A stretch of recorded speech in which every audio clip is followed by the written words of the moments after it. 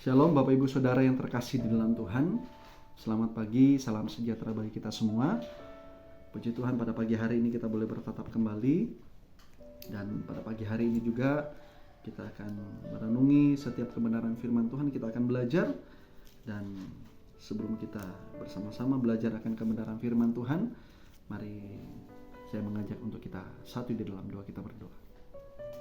Kami mengucap syukur, berterima kasih Bapa buat setiap kesempatan yang Tuhan berikan dalam kehidupan kami. Terlebih kami boleh menikmati, menerima berkat yang luar biasa. Semua yang kami terima bukan karena kekuatan kehebatan kami, tetapi semuanya karena kasih dan campur tangan Tuhan Yesus yang begitu luar biasa di dalam setiap langkah hidup kami. Bapa yang sungguh baik, pada kesempatan hari ini kami akan bersama-sama belajar akan kebenaran firman Tuhan. Urapi anakmu yang terbatas ini, terlebih saudara-saudara kami yang mendengar, sehingga setiap firman-Mu menjadi berkat yang luar biasa. Engkau urapi hati dan pikiran kami, biarlah kami mendengar, bahkan anak-Mu menyampaikan, biarlah semua itu atas urapan kuasa-Mu Bapa. Terpujilah nama-Mu kekal selama-lamanya. Kami bawa setiap firman-Mu hanya di dalam satu nama, Tuhan Yesus Kristus Juru Selamat kami hidup. Kami berdoa mengucap syukur, bersama-sama kita katakan amin.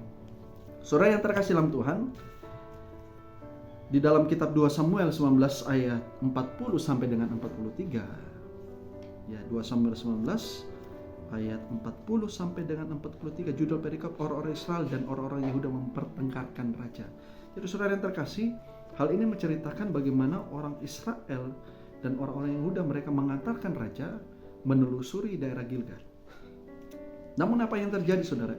Ayat 41 timbul satu peristiwa, timbul satu kemarahan orang-orang Israel, timbul satu perselisihan, dan orang Israel mereka menghadap raja dan berbicara kepada raja bahwa orang Yehuda menculik raja dan seisi keluarganya, membawa mereka menyeberangi sungai Yordan. Namun di ayat 42, dengan kemarahan, dengan kata-kata yang disampaikan, orang Israel sampaikan kepada raja, orang Yehuda ini tidak menerimanya. Jadi mereka mengatakan bahwa raja itu kerabat kami. Apakah kami makan apa-apa atas biaya raja? Apakah kami mendapatkan keuntungan?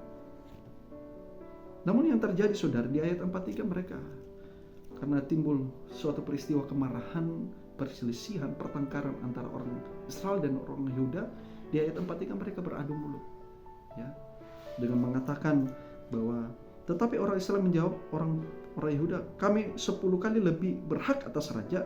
Sebagai anak sulung kami melebihi kamu. Mengapa kamu memandang kami rendah? Bukankah kami yang pertama-tama harus membawa raja kami kembali? Sehingga apa? Sehingga di ayat terakhir saudara, karena saking amarahnya, saking emosinya orang Yehuda terhadap apa yang dikatakan orang Israel, mereka tidak bisa mengendalikan hatinya, sehingga orang Yehuda mereka, perkataan orang Yehuda itu lebih pedas daripada perkataan orang Israel. Nah saudara yang terkasih, dari peristiwa ini kita belajar bagaimana terjadi pertengkaran, perselisihan, kemarahan antara orang Israel dan Yehuda. Salah satunya mungkin berbicara tentang konflik kepentingan, konflik siapa yang lebih dihormati, atau mungkin konflik justru ketika mereka ada di posisi raja, justru mereka memandang memandang orang Israel atau bahkan memandang orang Yehuda, karena mereka posisinya ini kan saling memperebutkan, saudara, memperebutkan suatu hak kepemilikan. Jadi siapa yang lebih, ketika mereka dekat dengan raja, justru mereka lah yang lebih dihormati, sehingga timbul pertikaian, timbul permasalahan, timbul pertengkaran, mereka beradu mulut, sehingga justru amarah yang tak bisa dikendalikan, justru orang Yehuda mengeluarkan kata-kata pedas terhadap orang Israel. Nah saudara yang terkasih dalam Tuhan, dari peristiwa ini kita belajar bahwa kalau kita menggambarkan dengan kehidupan kita orang percaya, hal yang pertama Tuhan mengajarkan bahwa segala sesuatu lebih baik dibicarakan bukan hati yang panas, bukan dengan hati yang panas, tetapi segala sesuatu, ya, Yesus mengajarkan kepada kita bahwa segala sesuatu bisa dibicarakan dengan hati yang lembut, hati yang penuh dengan kasih, sehingga apa? Sehingga ada musyawarah, ada mufakat dan kepentingan bersama di sana. Yang kedua, belajar dari peristiwa ini digambarkan dengan kehidupan orang percaya adalah ada saatnya kita diperhadapkan dengan situasi, dengan kondisi, baik di dalam keluarga kita, baik dalam pekerjaan kita, baik dengan orang-orang sekitar kita. Mungkin ada konflik kepentingan atau konflik tentang harta warisan atau apapun itu yang menimbulkan perselisihan, pertikaian, pertengkaran, adu mulut. Namun firman Tuhan Yesus mengajarkan kalau kita digambarkan dengan kehidupan kita orang percaya adalah justru kita harus memiliki pengendalian diri dalam kondisi, dalam situasi apapun.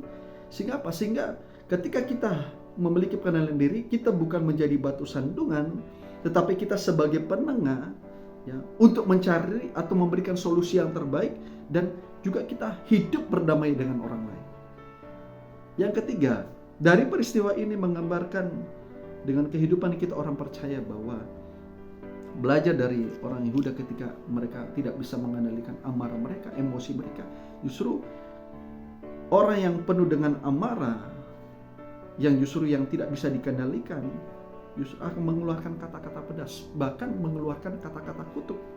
Sehingga apa? Sehingga mengakibatkan dampak yang buruk, dampak yang fatal bagi kehidupan saudara dan saya, bahkan orang-orang sekitar pasti.